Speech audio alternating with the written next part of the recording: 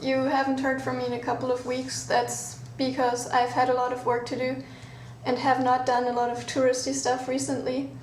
But I have made up for that last weekend, and I'm going to share that with you. Before that, however, I am going to give you a small review of what's been going on in the last couple of weeks. As I mentioned, I went to see Avenue Q, which was hilarious. I also went on strolls through Regent's Park, for example, with its beautiful rose gardens. And of course, I stopped by at Speaker's Corner and visited my favorite communist. That guy always argues so nicely with all the screaming, angry people around him at Speaker's Corner. It's really amusing.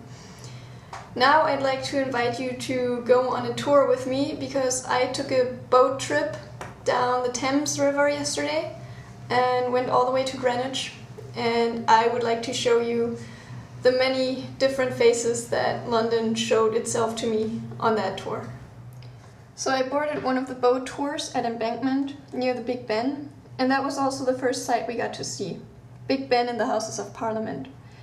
From here we passed under many bridges past St. Paul's Cathedral, under, for example, this one, Waterloo Bridge, which was interestingly built by only women during World War II, while other bridges were meant to be taken down, but part of them remained for nostalgic reasons.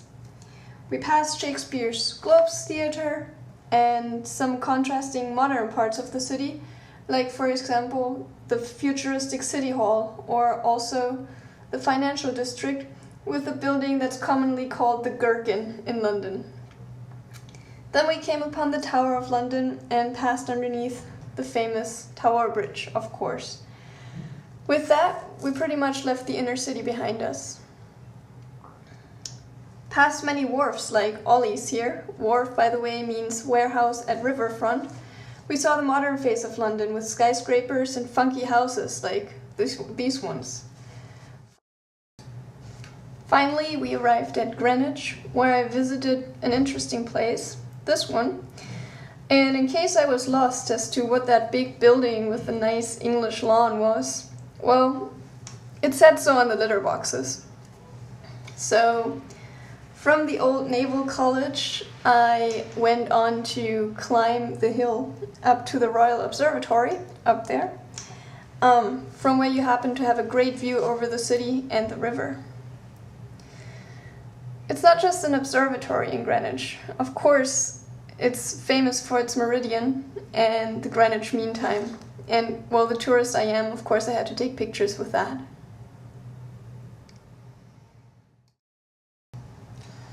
After the touristy bit, I took a break in the park and then went to see the Greenwich markets, and then all the way back to the central city. And now I'll finally shut up and let you enjoy some of the pictures from that way back, especially of Tower Bridge itself and the Tower of London.